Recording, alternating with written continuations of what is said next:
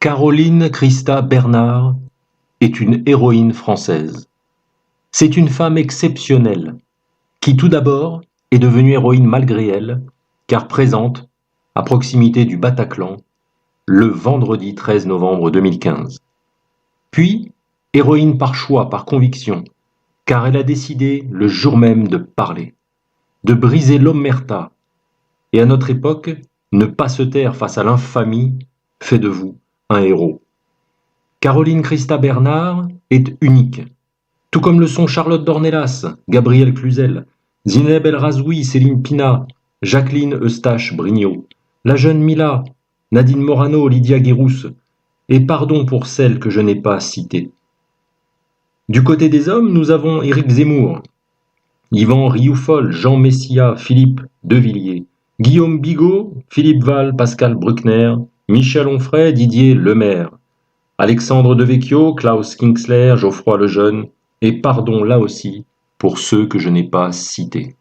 Il fut un temps, on appelait héros celles et ceux qui agissaient avec courage et bravoure, les hauts faits, les actes de noblesse, qu'ils soient au champ de bataille ou ailleurs.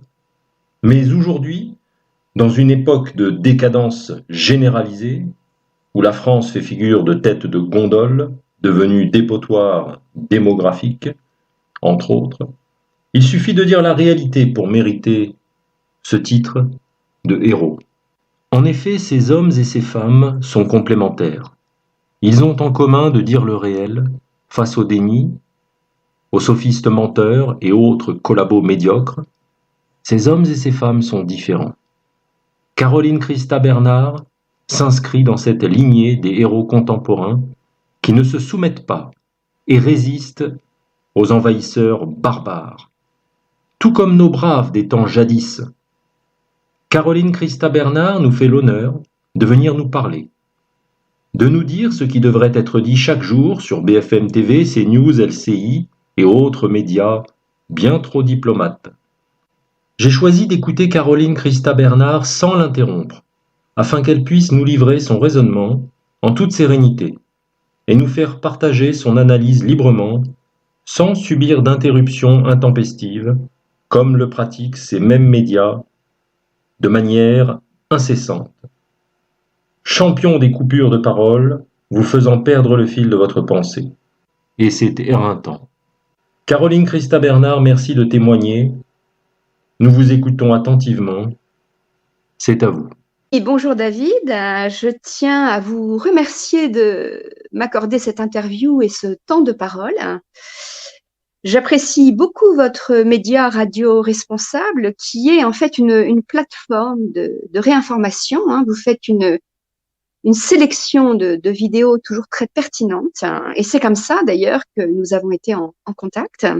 Alors, moi, je veux bien sûr, dans ce témoignage, parler d'une personne pour laquelle j'ai beaucoup d'admiration. C'est Monsieur Patrick Jardin, qui est le père de Nathalie Jardin, qui travaillait dans mon immeuble avec toute l'équipe du Bataclan. Elle était éclairagiste au Bataclan et elle est décédée dans l'attentat du 13 novembre 2015. Alors, Monsieur Patrick Jardin, immédiatement a voulu donc connaître la vérité et ne s'est jamais soumis au politiquement correct, à la dictature de la pensée qu'on a voulu imposer aux familles de victimes, aux rescapés et aux témoins. Il a publié un livre poignant pour évoquer tout ça. Et bien évidemment, il a été, lui, la cible je dirais, de multiples menaces, intimidations, avec un compte Facebook, un compte Twitter sans cesse pris d'assaut. Mais il n'a jamais rien lâché. Et encore aujourd'hui, il continue, je dirais, de parler, de se battre pour honorer la parole de sa fille. Alors, il faut savoir que Monsieur Patrick Jardin a notamment subi, il y a quelques années, donc peu de temps après l'attentat du Bataclan, une véritable, je dirais, campagne de harcèlement de la part d'une femme qui s'est immiscé dans la vie de Patrick Jardin en tenant des propos inadmissibles sur sa fille et sur les victimes du Bataclan. Je veux dire, elle l'a harcelé pendant des mois et des mois, à tel point que cette femme a été tout simplement sévèrement sanctionnée par la justice française et elle a été incarcérée pour 18 mois de prison au titre du harcèlement qu'elle a fait auprès de Patrick Jardin. C'est-à-dire que ce sont des personnes qui sont extérieures au drame du Bataclan. Ces tragiques événements ne les concernent aucunement. Et ce sont des personnes qui viennent rôder sur le massacre du Bataclan un peu comme des charognards, comme des chacals, dans des intérêts, je dirais, purement malveillants. Bien souvent, ce sont des individus qui sont en quête de reconnaissance, de célébrité, et qui ne savent pas quoi inventer, je dirais, pour nourrir leur égocentrisme, leur narcissisme. Et ils en arrivent à venir comme ça menacer les familles de victimes, les rescapés, les témoins,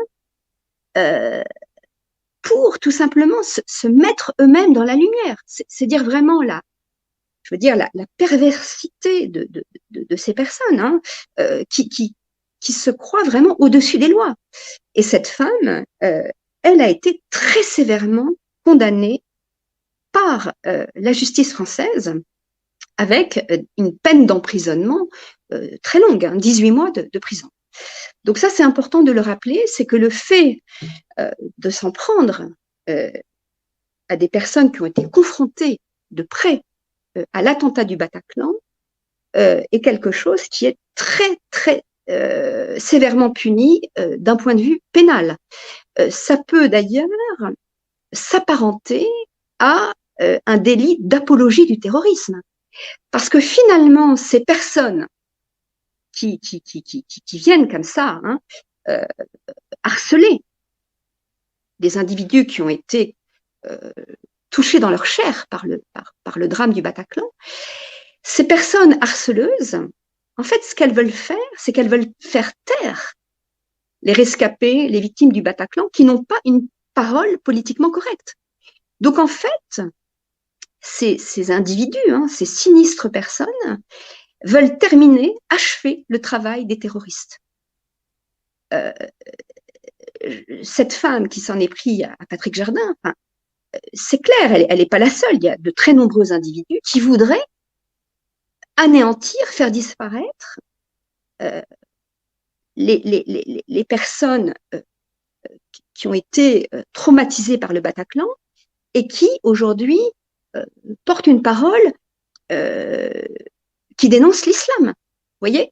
Donc, il y a des individus en France qui vont jusqu'à vouloir la mort de certains parents de victimes, de certains rescapés, de témoins qui disent la vérité. Donc, pour moi, ces individus qui sont des personnes profondément malveillantes s'inscrivent dans la lignée des terroristes du Bataclan. Ils veulent achever le travail, le massacre qui s'est passé le 13 novembre 2015 au pied de nos immeubles. Alors, moi, très brièvement, j'ai été également la cible d'une personne qui me harcèle, hein, qui a publié des centaines et des centaines de messages hostiles pour me porter préjudice, qui a fait des vidéos, qui a fait des montages photos.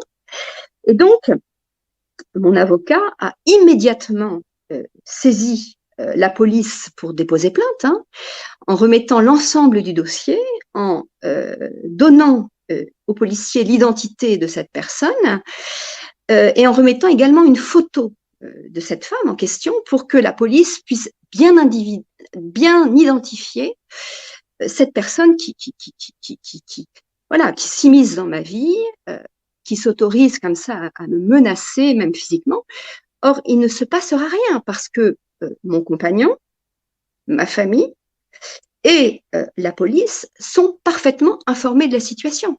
Donc, il y a des lois en France, il y a une justice, et si on s'en prend physiquement à une personne, on termine ses jours en prison. Voilà. Donc, moi, je suis la cible d'une femme, je veux dire, profondément malveillante. Et mon avocat a donc, outre le fait d'avoir fait le dépôt de plainte auprès de la police judiciaire, nous avons saisi donc un juge d'instruction qui va démarrer une enquête pour retrouver la trace de cette femme qui s'autorise à venir comme ça pourrir la vie des personnes qui ont été, je dirais, déjà traumatisées par le Bataclan.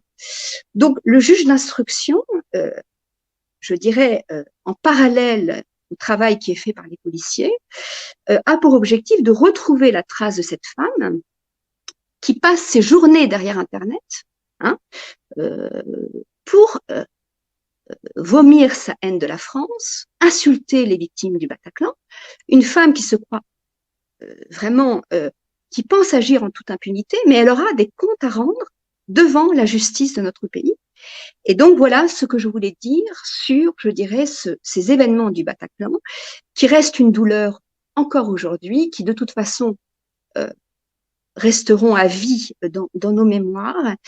Et on se doit, je dirais, en tant que Français lucides, de tenir toujours un témoignage très ferme, une parole de vérité et surtout toujours dénoncer à la police, aux institutions judiciaires, tout ennemi qui vient souiller les victimes et qui vient faire des intimidations à l'encontre, je dirais, des personnes qui ont été totalement, je dirais,